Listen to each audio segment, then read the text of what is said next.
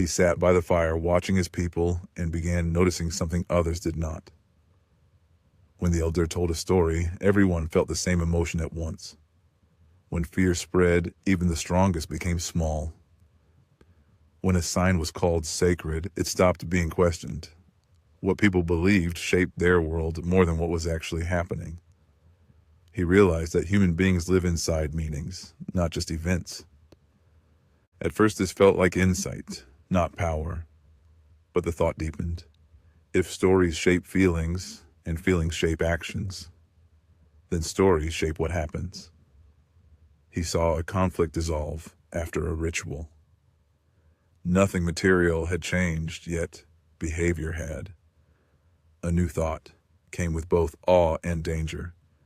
If meaning can be shaped, reality can be shaped indirectly.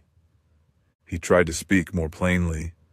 He told others the symbols were only symbols, that spirits might be within, that fear was something they were creating together.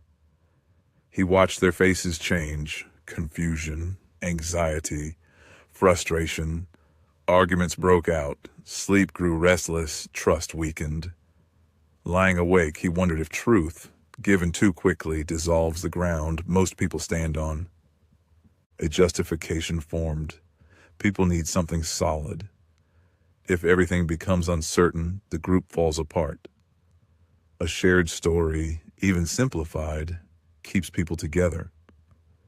Stability may be kinder than full truth. He did not see himself as a deceiver. He believed he was protecting the tribe from collapse. Wisdom began bending toward responsibility. Now he watched with intention. Rituals bound emotion. Repetition made ideas unquestioned. Shared experiences created belonging. Symbols could hold many meanings at once. He began shaping small things. A gesture repeated. A story told a certain way. A place set apart. He was not forcing anyone. He was arranging meaning. Soon he realized not everyone could hold this understanding. Most needed the story. A few could understand how the story worked. He began teaching in layers. The outer layer held what was believed. The inner layer held how belief itself functioned. For the first time, he kept something back, not from greed, but from fear that too much seeing would break the spell that held the group together. As groups grew, leaders emerged. He saw both danger and opportunity. Leaders had force, he had meaning. Force without meaning collapses. Meaning without force dissolves. He offered a partnership. Make rule feel sacred, and rule would protect the order he helped create. Sword and symbol joined. Power gained a psychological root. Then another realization came. He would die. The chiefs would die. The tribe would change. If the order depended on living wisdom, it would vanish. So he stopped designing for understanding and began designing for durability.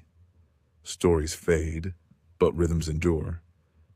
He tied meaning to time itself, seasons, sacred days, life passages. Now the worldview would be rehearsed without needing to be analyzed. He saw that when belief becomes identity, it defends itself, so he encouraged a shift. You are not just people who follow this story. You are the people of this story. Belonging fused with belief. To doubt the myth would feel like betraying one's own. He remembered that symbols were once flexible tools, but flexibility weakens stability. So certain stories became unquestionable, certain places beyond dispute, certain figures above criticism. Symbols hardened into absolutes. He told himself this would prevent endless arguments and keep the group unified. But he knew that what cannot be questioned cannot grow. Still, he chose stability. He framed doubt as danger. Questioning sacred order could lead to chaos. Those who rejected the story might bring misfortune. Harmony depended on shared trust in the given world. Now dissent did not feel like exploration. It felt like threat. The system had developed an immune response. He once believed everyone could awaken. Now he thought inner exploration was unpredictable while outer behavior had to remain orderly.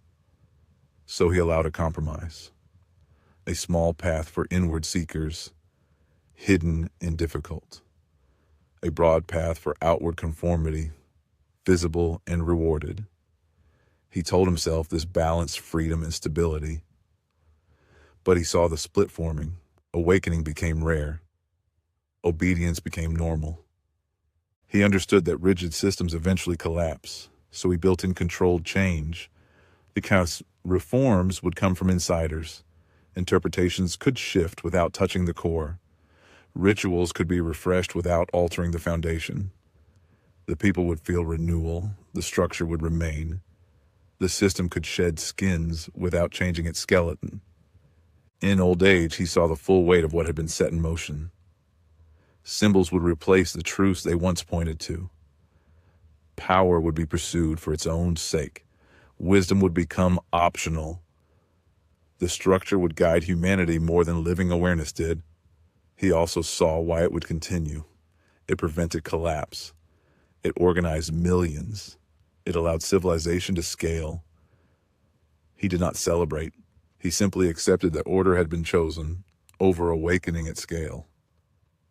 His final clarity was not that he had created evil, but that he had helped create a world where power could grow apart from wisdom, where systems could guide minds without those minds knowing, where stability could hide spiritual sleep. Yet he also saw a hidden mercy. The same structure that binds can one day be seen through. As long as even one person can ask, who is shaping my perception? Awakening remains possible, and in his final years, his inner model changed again. He began to remember something older than his own strategy. Consciousness organizes itself when not obstructed. Fear creates the need to control. Control interrupts natural alignment. Distortion spreads when fear guides structure. He saw that what he once called protections had also been mistrust of life itself. He realized groups do not fall apart because of awakening. They fall apart when disconnected from living truth. Ritual can remind, but it cannot replace awareness. Symbols can point beyond themselves, but they can also trap attention. Order emerges from shared presence, not imposed story. The problem had never been awakening. The problem was trying to replace awakening with structure. His understanding became simpler and humbler. Meaning should point to direct experience, not substitute for it. Structure should support awareness, not control perception. Guidance should remind, not dominate. No system should claim to be the source of truth.